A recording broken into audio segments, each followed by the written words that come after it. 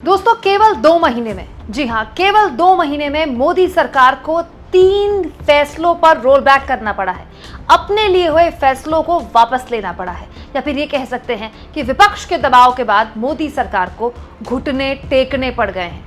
लगातार पिछले 2 महीने से हमारे जैसे यूट्यूबर्स जब ये बात कहते हैं कि हमारे मोदी जी को गठबंधन की सरकार चलाने का कोई अनुभव नहीं है और मोदी जी के लिए गठबंधन की सरकार टेढ़ी खीर साबित होने वाली है, तो कहा जाता है कि अरे नहीं, हमारे मोदी जी तो बहुत बढ़िया गठबंधन की सरकार चलाते हैं। खुद मोदी जी ने भी ये कहा कि मेरे पास अभी भी, जब मेरे पास प्रचंड बहुमत था 2019 और 2014 में, तब भी मेरे गठबंधन के साथी मेरे साथ थे। लेकिन इस सच्चाई से पर्दा तब उठ गया जब आज सरकार को खुद अपने लिए हुए फैसले पर रोल बैक करना पड़ गया, कदम वापस खींचने पड़ गए। दोस्तों लेटरल एंट्री को लेकर लगातार विवाद खड़ा हो रहा था पिछले 3 दिनों से। इस पर कई खबरें मैं भी आपको दिखा चुकी हूं, जिसमें एक विज्ञापन जारी किया गया कि अलग अलग मंत्रालयों के 45 बड़े पदों के लिए सरकार आमंत्रित कर रही है प्राइवेट सेक्टर को कि आइए आप भारत सरकार के मंत्रालयों में काम कीजिए।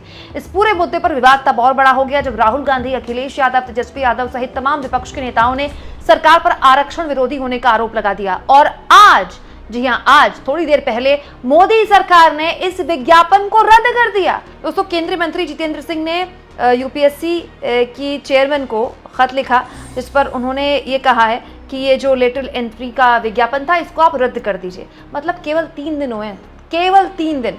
राहुल गांधी ने इस मुद्दे को उठाया, अखिलेश यादव ने इस मुद्दे को उठाया, तेजस्वी यादव ने सरकार की नाक में दम किया, और तो और खुद उनके सहयोगी चिराग पासवान ने कह दिया हम सरकार के साथ नहीं है इस फैसले पर। हालत और मुश्किल तब हो गई जब केसी त्यागी, जेडीयू की तरफ से कह दिया गया कि इस तरह के फैसले लेकर आप राहुल गांधी को चैंपियन क्यों बना रहे हैं। तो अब मोदी सरकार को कदम वापस खींचने पड़े और इस विज्ञापन को रद्द करना पड़ा। हालांकि इस लेटर में ये बताया गया है, ये समझाया गया है कि मोदी जी कितने हिमायती हैं संविधान के। तो बड़ा सवाल ये है दोस्तों कि जब कदम वापस ही खींचने थे वो भी 3 दिन के अंदर, तो फैसला कैसे ले लिया गया? क्या मोदी जी से पूछा नहीं गया था, या उस वक्त मोदी जी को इस बात का एहसास नहीं था कि ये जो फैसला है ये सामाजिक न्याय और आरक्षण के खिलाफ जा सकता है? और मोदी जी क्योंकि आरक्षण के और सामाजिक न्याय के इतने बड़े हिमायती हैं कि उनके रहते ऐसा फैसला कैसे हो सकता है? मतलब मोदी जी फैसला ले लेते हैं तब उनको आरक्षण और सामाजिक न्याय की बात याद आती है, या फिर फैसले पर कितना हंगामा होता है ये इस बात पर निर्भर करता है कि आरक्षण और सामाजिक न्याय की बात कितनी की जाएगी।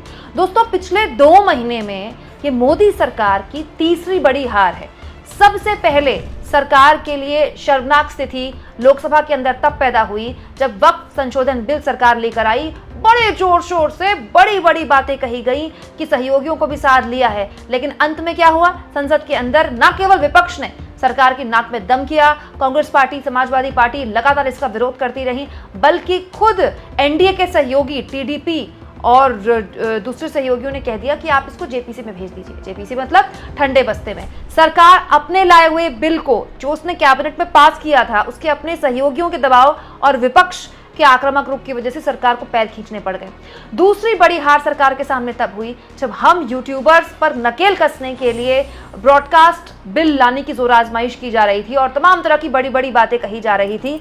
और फिर ये खबर आई कि ब्रॉडकास्ट बिल का जो ड्राफ्ट था वो भी सरकार ने वापस ले लिया है, क्योंकि सरकार को उसमें भी साफ तौर पर समझ में आ गया था कि ये बिल पास करना टेढ़ी खीर हो जाएगा। और अब देखिए दोस्तों, ये तीसरी बड़ी हार, सरकार को अपने लिए हुए फैसले पर एक तरह से कदम वापस खींचने पड़े हैं। मतलब आप सोचिए, पिछले 10 सालों में बहुत कम ऐसा हुआ है सरकार ने कोई फैसला लिया हो और चंद दिनों में उसमें वापसी खुद ली हो, या यू टर्न लिया हो, या रोल बैक किया हो फैसला। पहली बार 2014 के वक्त जब भूमि अधिग्रहण बिल आया था, तब सरकार को रोल बैक करना पड़ गया था भारी दबाव के बाद। उसके बाद 3 कृषि कानून सरकार लेकर आई, सरकार ने इम्प्लीमेंट कर दिया उनको। उसके बाद दिल्ली के बॉर्डर्स पर किसान 1 साल बैठे रहे, हाथ जोड़कर मोदी जी को माफी मांगनी पड़ी कि उनकी तपस्या में कोई कमी रह गई होगी। 1 साल बाद आखिरकार किसानों की जीत हुई, सरकार को हार माननी पड़ी और उसके बाद सरकार को अपना जो लिया हुआ फैसला था वापस करना पड़ा। और अब तो केवल 3 दिन दोस्तों, 1 साल का इंतजार भी नहीं करना पड़ा, केवल 3 दिन सरकार को अपने इस फैसले से कदम पीछे खींचने पड़े, तब जब कल अश्विनी वैष्णव, मोदी सरकार के मंत्री, रेल मंत्री, खुद प्रेस कॉन्फ्रेंस करके इस फैसले की इतनी तारीफ कर रहे थे कि गजब की बात है। यही नहीं, अश्विनी वैष्णव कल कांग्रेस पार्टी को उसकी हिपोक्रेसी याद दिला रहे थे कि कांग्रेस पार्टी जिसने डॉक्टर मनमोहन सिंह की लेटरल एंट्री करवाई, कांग्रेस पार्टी जिसने मोंटेक सिंह अहलूवालिया की लेटरल एंट्री करवाई, कांग्रेस पार्टी जिसने रघुराम राजन की लेटरल एंट्री करवाई, वो तो नहीं हमसे लेटरल एंट्री के बारे में बात करें। शुरुआत तो आपने की थी, हम तो उसको और ट्रांसपेरेंट बना रहे हैं और यूपीएससी के जो छात्र हैं उनके किसी भी कोटे को छेड़छाड़ नहीं की जाएगी। बड़ी बड़ी बातें कही गई थी, आरक्षण के खिलाफ किसी भी तरह से ये कदम नहीं है। इस कदम की इतनी तारीफ की थी कल अश्विनी वैष्णव ने, मोदी जी के मंत्री ने इतनी तारीफ की थी कि पूछिए मत। और आज 24 घंटे के अंदर मोदी जी को उसी फैसले से पलटना पड़ा। तो दो बातें हो सकती हैं दोस्तों, या तो अश्विनी वैष्णव प्रेस कॉन्फ्रेंस में जो बात बोल रहे थे वो सरकार से पूछकर नहीं बोल रहे थे, और दूसरी बात जब अश्विनी वैष्णव कह रहे थे कि ये इतना गजब का, इतना कमाल का फैसला है, तो फिर सरकार को वापस क्यों पैर खींचने पड़े। दोस्तों ये होती है गठबंधन की सरकार की मजबूरियां। यही इस बात का प्रमाण है कि मोदी जी को बिल्कुल भी अंदाजा नहीं है, बिल्कुल भी अनुभव नहीं है गठबंधन की सरकार चलाने का। मोदी जी ये बात जानते हैं। ऐसा है, कैसे हो सकता है दोस्तों कि इतना महत्वपूर्ण विज्ञापन जारी किया जा रहा है और मोदी जी को पता ही ना हो। मोदी जी ये बात जानते थे कि इस पूरे के पूरे मुद्दे पर विवाद होगा, जो कि हुआ।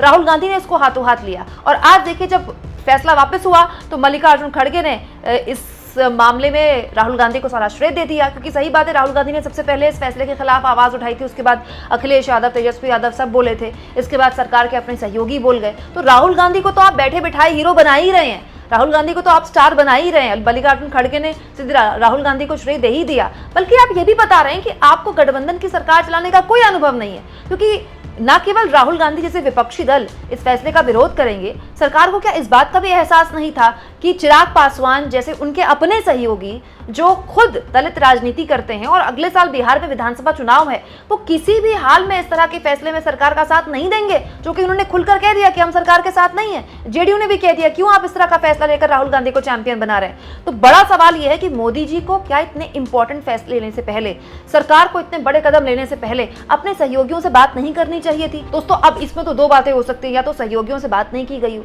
या फिर बात की गई हो लेकिन सहयोगियों को भी लग रहा हो कि मामला इतना बड़ा हो जाएगा कि उनको भी सरकार से हाथ खींचने पड़ जाएं, सरकार को कहना पड़ जाए कि हम आपके इस फैसले में साथ नहीं हैं। दोनों ही सूरतों में ये इस सरकार की नाकामी है दोस्तों। इसीलिए लगातार शुरुआत से, जब से ये सरकार बनी है, मैं बार बार कह रही हूँ, मोदी जी को गठबंधन की सरकार चलाने का कोई अनुभव नहीं है और खुद मोदी जी और उनकी सरकार हर दिन इसका प्रमाण दे रही है। दोस्तों सोचिए, अभी तो केवल चिराग पासवान और जेडीयू की तरफ से केसी त्यागी बोले थे। अगर जितने भी गठबंधन के सहयोगी हैं वो सरकार पर दबाव बनाने पर आ जाएं तो ये सरकार हर दिन अपने लिए हुए फैसले पर रोल बैक कर सकती है। दोस्तों वो लोग जो कहते थे कि ये सरकार मोदी 3.0 सरकार है, अब जवाब दें, क्योंकि इस तरह का रोल बैक हमें तो याद नहीं कि मोदी जी को अपने या मोदी सरकार को अपने लिए हुए फैसले को 3 दिन में पलटना पड़ जाए। उस फैसले पर जिस पर 24 घंटे पहले, एक दिन पहले भर भर कर सरकार तारीफ कर रही थी। आप इस मुद्दे पर क्या सोचते हैं दोस्तों? कमेंट बॉक्स में जरूर लिखें और जितना हो सके चैनल को शेयर करें, सब्सक्राइब करें और थैंक्स और ज्वाइन के ऑप्शन से अगर आप चाहें तो कुछ आर्थिक मदद भी चैनल की जरूर करें।